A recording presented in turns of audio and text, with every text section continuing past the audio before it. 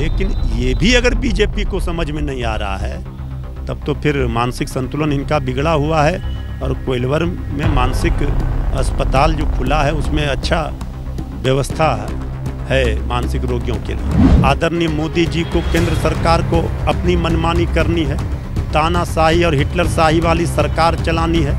नमस्कार, एक न्यूज़ 24 देख रहे हैं आप और मैं हूं आपके साथ अविनाश। हमारे साथ बातचीत करने के लिए आरजेडी के प्रवक्ता मृत्युंजय तिवारी हैं। कल बीजेपी की तरफ से तमाम एमएलए विधानसभा में गए थे और विधानसभा एक्सटेंशन में आप लोग के खिलाफ विरोध कर रहे थे। कह रहे थे नीतीश कुमार की जो दोहरे नीति उसका विरोध कर रहे हैं और ये कह रहे हैं कि जिसके साथ नीतीश कुमार आज खड़े हैं वो लोग आदिवासी जो प्रेसिडेंट बनी है राष्ट्रपति, उसका आप लोगों ने वोट भी नहीं दिया तो और आज आप लोग बात कर रहे हैं। और ये सब जो बीजेपी नौटंकी कर रही है हास्यास्पद है। उनको ये भी फर्क समझ में नहीं आ रहा है कि किसी भी भवन का एक्सटेंशन और कोई नए भवन का निर्माण दोनों में अंतर है।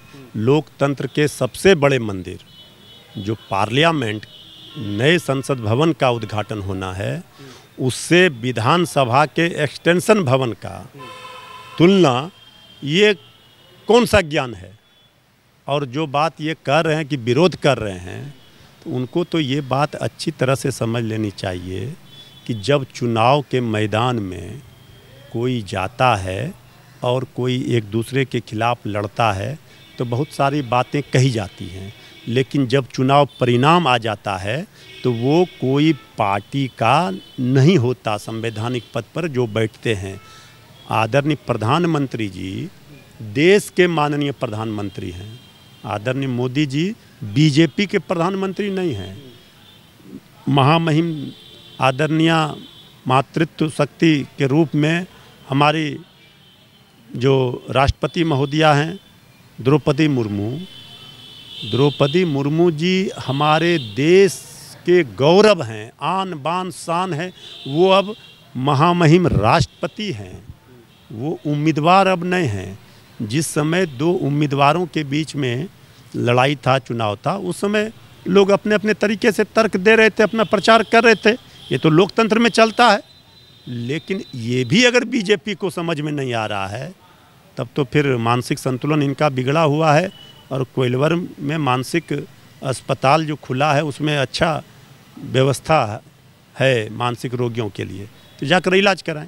नीति आयोग की बैठक में मुख्यमंत्री नीतीश कुमार नहीं जा रहे और भी कई मुख्यमंत्री नहीं जा रहे। आरोप लगाया जा रहा आप लोग कि आप लोग जो है अब आयोग के बैठक में नहीं जा रहे हैं। नीतीश कुमार भाई, जब ऐसे नीति आयोग की बैठकों में जब सिर्फ राजनीति की बातें हों और भाजपा नीति की बातें हों तो फिर उन बैठकों में जाने से लाभ क्या है।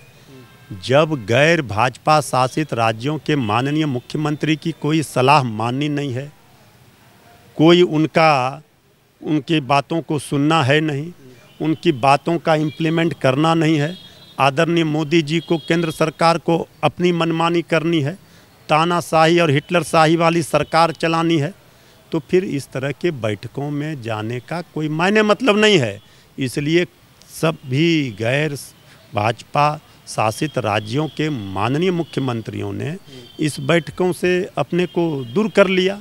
अब हर चीज़ का विरोध पुरजोर तरीके से, जोरदार तरीके से होगा, क्योंकि ये मनमानी, ये सत्ता का अहंकार जो है ये अब नहीं चल सकता।